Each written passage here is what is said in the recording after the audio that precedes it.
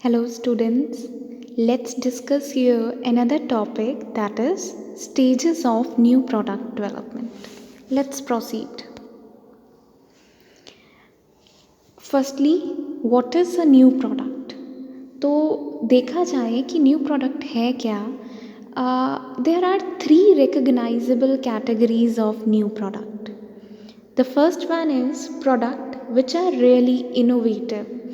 तो new product किसे कहेंगे? वो प्रोडक्ट जो कि पूरी तरह से नया है. ठीक है, एग्जाम्पल से समझते हैं. से एग्जाम्पल कि कोई कंपनी, इंडिया की अगर कोई कंपनी जो है, अगर वो कोविड-19 की वैक्सीन जो है वो कोई भी फार्मास्यूटिकल कंपनी ले लीजिए, अगर वो कोविड-19 की वैक्सीन लाने में कामयाब हो जाती है तो वो प्रोडक्ट जो है वो क्या होगा? एक ट्रूली यूनिक होगा, नया होगा वो.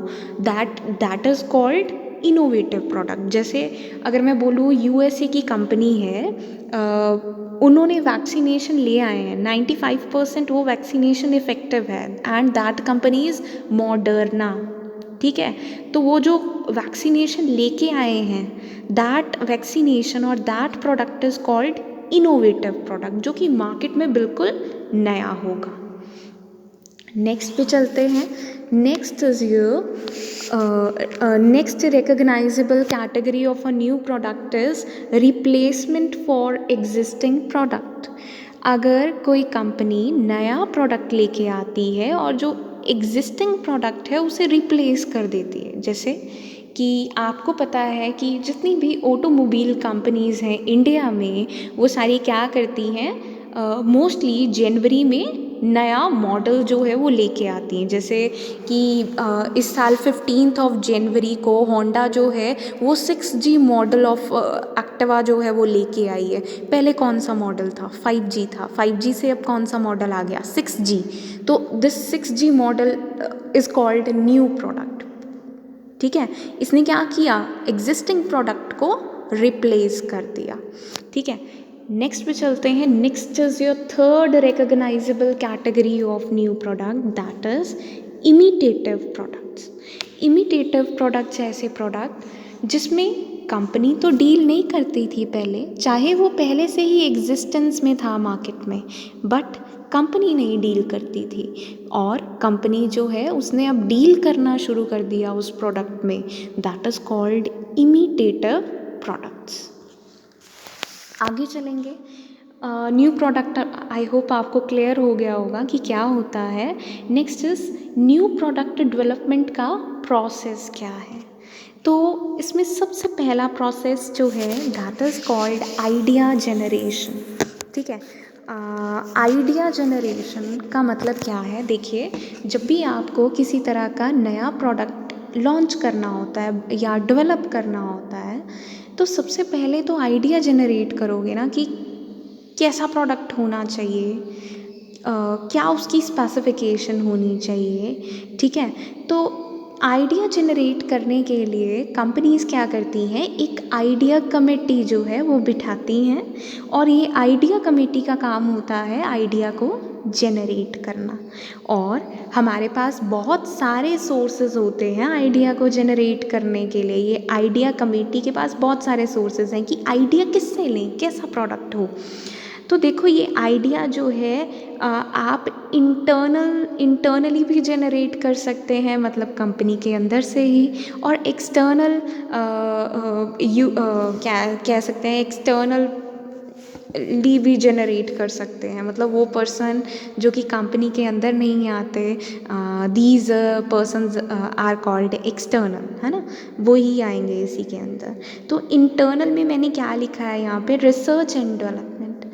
ऑब्वियसली हर कंपनी, जितनी भी कंपनी है, उनकी रिसर्च एंड डेवलपमेंट डिपार्टमेंट होता है, उनके इंजीनियर्स होते हैं जो कि रिसर्च करते रहते हैं कि कुछ नया लाने के लिए सोचते रहते हैं. वो इंजीनियर्स, वो साइंटिस्ट्स जो हैं वो रिसर्च एंड डेवलपमेंट डिपार्टमेंट में आएंगे, वो भी आइडिया जनरेट कर सकते हैं. Next is your employees. आज के अगर सिनेरियो में देखा जाए तो एम्प्लॉयज़ बहुत अच्छा रोल प्ले करते हैं आइडिया को जनरेट करने के लिए. ठीक है। और बहुत सारी कंपनीज़ जो हैं इन एम्प्लॉयज़ को रिवॉर्ड भी प्रोवाइड करती हैं। तो ये आज के टाइम पे कल्चर बन गया है कि employees are participated in idea generation, ठीक है। और नेक्स्ट पे चलते हैं। Next is your external sources. The first one is customer. बिल्कुल, कस्टमर से सर्वे किया जाता है और पूछा जाता है कि क्या क्या नीड है उनकी, और उन्हीं से आइडिया लेकर आगे प्रोडक्ट को डेवलप किया जाता है। Next is your competitor. Competitor भी बहुत अच्छा रोल प्ले करते हैं आइडिया जनरेट करने के लिए। जैसे कि अगर कॉम्पिटिटर एक प्रोडक्ट प्रोवाइड कर रहा है तो मैं देख सकती हूँ कि जो कस्टमर उसे यूज़ कर रहा है क्या उसे लाइक कर रहा है या डिसलाइक कर रहा है। अगर तो कस्टमर डिसलाइक कर रहा है तो वैसा प्रोडक्ट तो मैं बिल्कुल नहीं मैन्युफैक्चर करूँगी। अगर कस्टमर जो है उनका प्रोडक्ट लाइक कर रहा है तो ऑब्वियसली मैं भी पूरी कोशिश करूँगी कि वैसा प्रोडक्ट, उसमें भी बहुत सारी चेंजेस ला के मैं मार्केट में क्या करूँ, एंटर करूँ। Third one is your suppliers. Suppliers कौन होते हैं? जो आपको रॉ मटेरियल प्रोवाइड करते हैं, तो बिल्कुल वो भी आइडिया जनरेशन में हेल्प कर सकते हैं। Next is your distributors. आपके डिस्ट्रीब्यूटर में आएंगे होलसेलर या रिटेलर। ये तो अच्छा काम करेंगे ये आइडिया जनरेट करने के लिए। क्यों? क्योंकि इन सब का डायरेक्ट कांटेक्ट होता है कस्टमर से, और कस्टमर ने ही तो परचेज़ करना है प्रोडक्ट, तो इन्हें अच्छी खासी नॉलेज होती है कि कस्टमर की नीड क्या है। तो डिस्ट्रीब्यूटर भी हम आइडिया जनरेट करने में हेल्प करते हैं। Next is online opinion. Online opinion में आप देखते हो कि यूट्यूब पे कई बार आपको बोलते हैं कि क्वेश्चंस का आंसर देने के लिए, और ऑप्शन अवेलेबल होता है स्किप्स सर्वे, है ना। तो बिल्कुल ऑनलाइन ही कस्टमर से जो है वो सर्वे कंडक्ट किया जाता है ताकि कंपनीज़ को पता चल सके कि नीड क्या है कस्टमर की, आज के टाइम पे कस्टमर डिमांड क्या कर रहा है। नेक्स्ट पे चलेंगे। Next is your idea screening. अब आइडिया स्क्रीनिंग में आप क्या करते हैं? अब ये आइडिया कमेटी क्या करेगी? आइडिया स्क्रीनिंग करेगी, देखेगी भाई कौन से ऐसे आइडियाज़ हैं जो कि प्रॉमिसिंग हैं। प्रॉमिसिंग आइडियाज़ ऐसे आइडियाज़ जिन्हें आप नेक्स्ट लेवल पे लेके जा सकते हैं। दूसरा देखेगी कि मार्जिनल आइडियाज़ कौन से हैं। मार्जिनल आइडियाज़ ऐसे होते हैं जिनकी क्रेडिबिलिटी होती है, सॉरी, जिनकी क्रेडिबिलिटी होगी। मतलब इनको अभी तो नहीं यूज़ कर सकते बट लेटर स्टेजेस पे हम इन्हें यूज़ कर सकते हैं। Next is your rejected ideas, मतलब जिसको आप यूज़ नहीं करेंगे। क्यों? क्योंकि अगर आपने इन आइडियाज़ को यूज़ किया तो आपके सिर्फ वेस्टेजेस होंगे रिसोर्सेज के, और सेल्स आपकी होगी ही नहीं। और आइडिया की स्क्रीनिंग करते टाइम मैनेजमेंट को ये ध्यान में रखना है कि किसी तरह का एरर जो है वो आइडिया स्क्रीनिंग के टाइम पे अक्कर ना हो। अब ये एरर कौन से होते हैं? The first one is your drop error. Drop error का मतलब ऐसा एरर जब आप किसी गुड आइडिया को डिसमिस कर देते हैं। मतलब आइडिया तो बेहतर था पर आपने उसे डिसमिस कर दिया, बोला इसके ऊपर हम काम नहीं करेंगे। Next is your go error. Go error का मतलब ये है कि जब आप पुअर आइडिया को परमिट कर देते हैं डेवलपमेंट स्टेज पे लाने पे।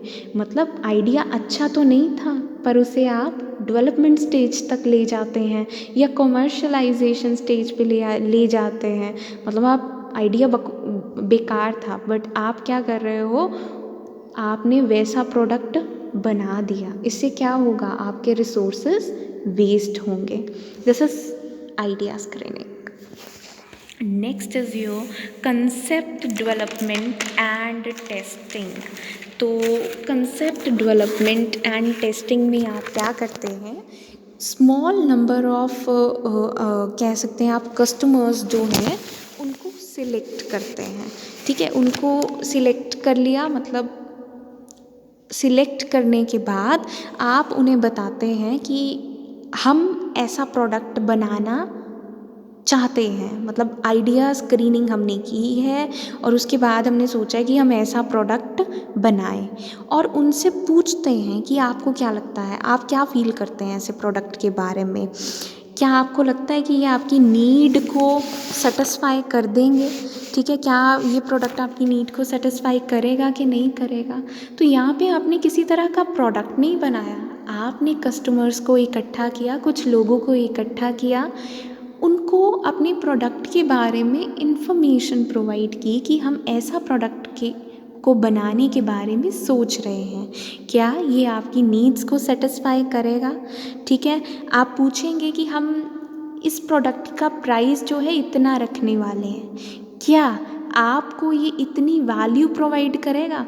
वैल्यू का मतलब क्या आपका सेटिस्फेक्शन लेवल इतना होगा, क्या आप, अगर मैं 100 रुपीज़ चार्ज करूँगी इस प्रोडक्ट के लिए, तो क्या आपको लगता है कि आपका सेटिस्फेक्शन लेवल भी उसके अकॉर्डिंगली होगा। तो प्राइस वैल्यू के इक्वल आपको लग रहा है कि नहीं लग रहा।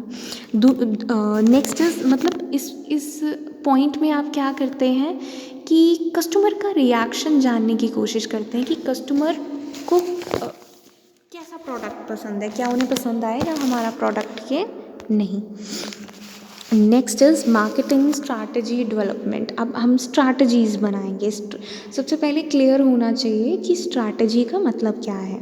स्ट्रैटेजी हमेशा कंपटीशन में कॉम्पिटिटर से आगे निकालने के लिए जब हम प्लानिंग करते हैं, that planning is called strategy.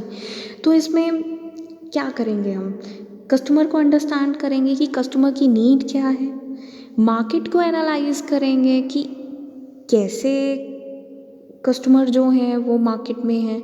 जैसे मैंने देखा कि मार्केट को एनालाइज करके मुझे ऐसा लगा कि फीमेल कस्टमर्स जो हैं वो ज़्यादा हैं जिस मार्केट में मैं प्रोडक्ट प्रोवाइड करना चाहती हूँ एज़ कम्पेयर टू मेल। तो क्या करूँगी, फिर फीमेल्स के लिए प्रोडक्ट डेवलप करने की कोशिश करूँगी। एनालाइज द कंपटीशन, कॉम्पिटिटर को देखूँगी भाई कितना कंपटीशन है, उसी के अकॉर्डिंगली प्रोडक्ट को डेवलप करूँगी। Next is research distribution channel. Distributor कौन कौन अवेलेबल है, होल सेलर्स अवेलेबल हैं कि नहीं, इस एरिया में रिटेलर्स अवेलेबल हैं कि नहीं। ठीक है, तो ये भी मुझे देखना पड़ेगा, या एजेंट्स अपॉइंट करने पड़ेंगे, तो ये भी चेक करना पड़ेगा। उसके बाद आप मार्केटिंग मिक्स को डिफ़ाइन करेंगे कि प्रोडक्ट क्या होगा, प्राइस क्या होगा, प्लेस क्या होगी, प्लेस मतलब कहाँ कहाँ पे ये प्रोडक्ट पहुँचाना है, और प्रमोशन क्या होगी, कौन से मेथड्स यूज़ करने हैं उस प्रोडक्ट को लोगों तक पहुंचाने के लिए, लोगों को बताने के लिए कि ये पर्टिकुलर प्रोडक्ट जो है वो मार्केट में एग्जिस्ट करता है। Next is analyse the financial. आपको ये भी देखना पड़ेगा कि क्या आपकी फाइनेंशियल कैपेबिलिटी है कि आप ये प्रोडक्ट जो है प्रोवाइड कर पाएँ। अगर आपकी फाइनेंशियल कैपेबिलिटी ही नहीं है, जो प्रोडक्ट बनाना चाहते हैं उसके लिए मशीनरी ही 2 या 3 करोड़ की आएगी, और इतनी आपकी कैपेसिटी ही नहीं है कि आप 2 या 3 करोड़ रुपए अरेंज कर पाएँ, तो ऑब्वियसली इन सब चीज़ों को भी आपको ध्यान में रखना पड़ता है। Next is your business analysis. Business analysis में आप क्या करेंगे, आप देखेंगे भाई जो आप प्रोडक्ट डेवलप करना चाहते हैं उसकी कॉस्ट क्या है, मतलब कॉस्ट ऑफ गुड्स सोल्ड क्या है। ठीक है, आप देखेंगे उसका कंट्रीब्यूशन कितना है। कंट्रीब्यूशन आपको पता ही होगा, what is contribution, sales minus variable cost, this is called contribution. ठीक है, तो आपको चेक करना पड़ेगा, मान लो सेल्स 1.5 लाख की हैं, वेरिएबल कॉस्ट आपकी 1,45,000 है, तो यहाँ पे आपका कंट्रीब्यूशन ए प्रोडक्ट के लिए सिर्फ 5,000 रुपये ही। वही आप बी प्रोडक्ट के लिए देखते हैं कि सेल्स 1.5 लाख की हैं पर वेरिएबल कॉस्ट सिर्फ और सिर्फ 90,000 है, 60,000 रुपये कंट्रीब्यूशन है। तो ऑब्वियसली बी प्रोडक्ट जो है आप चूज़ करेंगे मैन्युफैक्चरिंग करने के लिए, क्योंकि वहाँ पे कंट्रीब्यूशन जो है वो ग्रेटर है। और क्या चेक करते हैं बिजनेस एनालिसिस में, और आप देखते हैं पे बैक पीरियड कितना है। पे बैक पीरियड का मतलब क्या है, उसे एग्जाम्पल से समझते हैं। Just a second.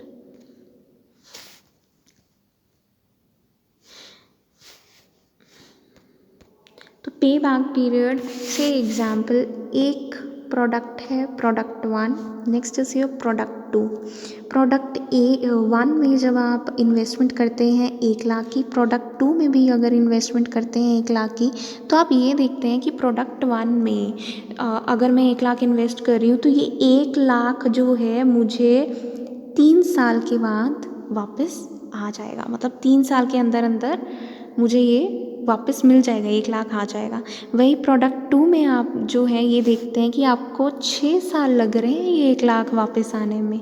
तो दिस इज़ कॉल्ड पे बैक पीरियड। ऑब्वियसली आप उस प्रोडक्ट को मैन्युफैक्चर करना पसंद करेंगे जहाँ पे बैक पीरियड क्या होगा, कम होगा। ठीक है। नेक्स्ट इज योर, आप मार्केटिंग कॉस्ट जो है बिज़नेस एनालिसिस में देखेंगे कि कितनी आपकी मार्केटिंग के ऊपर कॉस्ट लग जाएगी, आपको ये भी चेक करना है। आप बिज़नेस एनालिसिस में ब्रेक इवन पॉइंट भी चेक करते हैं कि क्या है ब्रेक इवन पॉइंट। आपको पता ही होगा कि this is your sales line and this is your total cost line. Break-even point is the point where sales are equal to total cost and this point is called break-even point। तो बिल्कुल आप break even point भी check करने की कोशिश करते हैं business analysis में, ताकि आप डिसीज़न ले पाएँ कि क्या ये प्रोडक्ट बनाना आपके लिए वेस्टेजेस ऑफ रिसोर्सेज तो नहीं है। ठीक है, क्या प्रोडक्ट बनाना चाहिए कि नहीं बनाना चाहिए। नेक्स्ट पे चलेंगे, next is your product development. Product development में क्या करेंगे, अब आप जो है उसका टेस्ट करेंगे, देखेंगे फंक्शनल टेस्ट करके देखेंगे सबसे पहले प्रोडक्ट डेवलपमेंट में कि प्रोडक्ट बना लेंगे और उसके बाद फंक्शनल टेस्ट करेंगे। Just a second.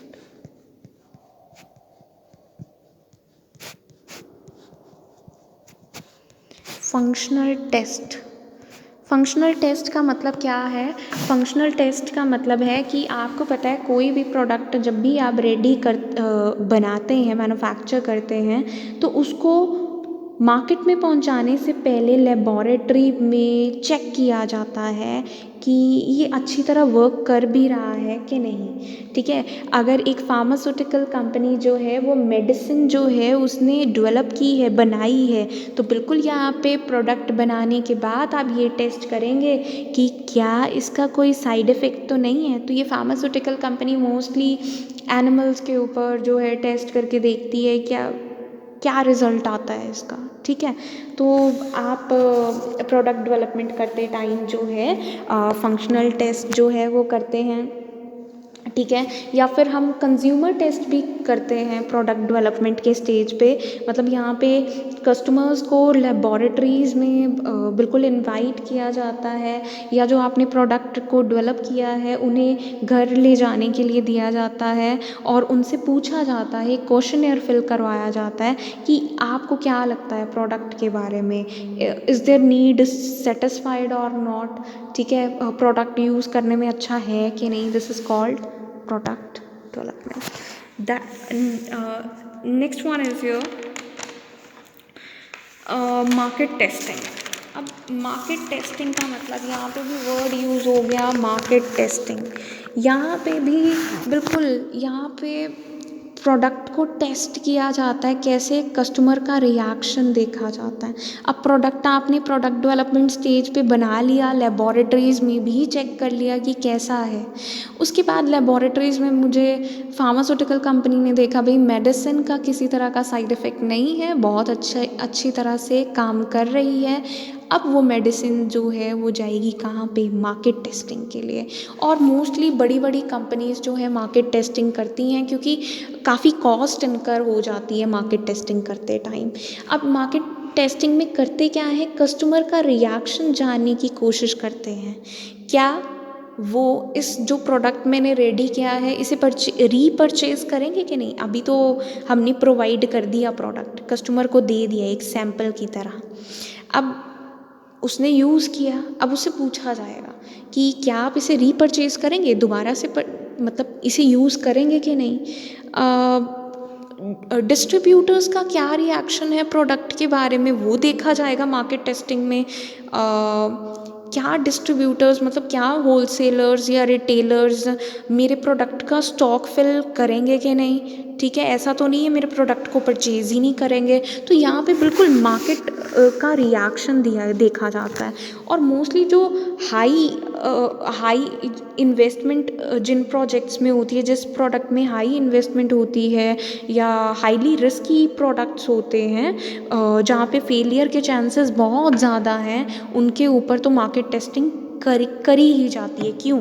क्योंकि अभी तक हमने लार्ज स्केल पे अपना प्रोडक्ट जो है वो मार्केट में प्रोवाइड नहीं किया, ठीक है। प्रोडक्ट डेवलपमेंट में हमने प्रोडक्ट को बना लिया, उसको टेस्ट कर लिया, पर लार्ज स्केल पे प्रोडक्शन नहीं की। मार्केट टेस्टिंग में देखा कि हाँ कस्टमर जो है इसे रीपरचेज करने के लिए भी तैयार है, डिस्ट्रीब्यूटर इसका स्टॉक खरीदने के लिए भी तैयार हैं। देन हम नेक्स्ट स्टेप की तरफ चलते हैं and the next step is commercialisation. Commercialisation का मतलब क्या है? अब हम जो है प्रोडक्ट को लार्ज स्केल पे प्रोवाइड करने के लिए तैयार हैं, हम प्रोडक्शन जो है वो ज़्यादा स्केल पे करेंगे, ठीक है। तो अब कॉमर्शलाइजेशन करते टाइम पे भी हमें बहुत सारी चीज़ें ध्यान में रखनी है, क्योंकि कॉमर्शलाइजेशन प्रोसेस में जो कॉस्ट है वो काफ़ी ज़्यादा इनकर होती है। तो सबसे पहले आपको देखना पड़ता है कि लार्ज स्केल पे प्रोडक्शन करना है, सबसे पहले ये देखना पड़ता है कि क्या टाइमिंग होगी प्रोडक्ट को लॉन्च करने की। देखिए अगर तो मेरा कॉम्पिटिटर भी प्रोडक्ट प्रोवाइड कर रहा है, एग्जाम्पल लेते हैं, जियो ने जुलाई में बोला कि हम 5G पे वर्क करना स्टार्ट कर देंगे, तो बाकी कंपनीज भी क्या कर रही हैं, 5G पे वर्क करना उन्होंने स्टार्ट कर दिया, है ना। तो आपको ये देखना है कि कॉम्पिटिटर भी तो सेम प्रोडक्ट तो नहीं प्रोवाइड करने जा रहा। तो अगर तो आप चाहते हो कि फर्स्ट मूवर एडवांटेज हमें लेना है, तो बिल्कुल टाइमिंग क्या होगी, सबसे पहले आप लॉन्च कर देंगे प्रोडक्ट, क्योंकि फर्स्ट मूवर एडवांटेज लेना है आपको, ठीक है। और कुछ कंपनीज पैरेलल चलती हैं, उनको लगता है कि रिस्क है, तो वो कहती हैं कि जब कॉम्पिटिटर जो है वो प्रोडक्ट मार्केट में प्रोवाइड करेगा उन्हीं के साथ हम प्रोडक्ट प्रोवाइड करेंगे, ठीक है, तभी लॉन्च करेंगे। कुछ कंपनीज बिल्कुल रिस्क नहीं लेना चाहती, तो वो क्या करेंगी, प्रोडक्ट को लेट प्रोवाइड करेंगे। पहले देखेंगे भाई कॉम्पिटिटर ने प्रोडक्ट लॉन्च कर दिया, कस्टमर का रिएक्शन क्या है। कस्टमर का रिएक्शन जानने के बाद अगर कस्टमर का रिएक्शन अच्छा हुआ तो वो लार्ज स्केल पे प्रोडक्शन करेंगी, तो वो कमर्शलाइजेशन करेंगी। तो टाइमिंग भी ध्यान में रखना पड़ता है। Next is your geographical strategy, बिल्कुल ध्यान में रखनी पड़ती है कमर्शलाइजेशन के टाइम कि आपको कहाँ पे प्रोडक्ट प्रोवाइड करना है। Is it a single region, किसी एक पर्टिकुलर स्टेट में प्रोडक्ट प्रोवाइड करना है। जैसे अमूल है, अमूल ने सबसे पहले जो प्रोडक्ट प्रोवाइड करना शुरू किया था गुजरात में, ठीक है। तो बिल्कुल आपको एक पर्टिकुलर रीजन डिसाइड करना पड़ता है कि कहाँ पे प्रोडक्ट प्रोवाइड करना है। नेक्स्ट, क्या आपको नेशनल लेवल पे प्रोवाइड करना है, ऊपर था सिंगल रीजन में प्रोवाइड करना है, नेशनल लेवल पे प्रोवाइड करना है मतलब ऑल ओवर इंडिया, या फिर इंटरनेशनल लेवल पे कि आपको एक्सपोर्ट भी करना है प्रोडक्ट, ठीक है। तो कमर्शलाइजेशन में आपको ये सब स्ट्रैटेजीज जो हैं वो अडॉप्ट करनी पड़ती है, आपको प्लानिंग करके चलना पड़ता है। I hope this lecture is clear.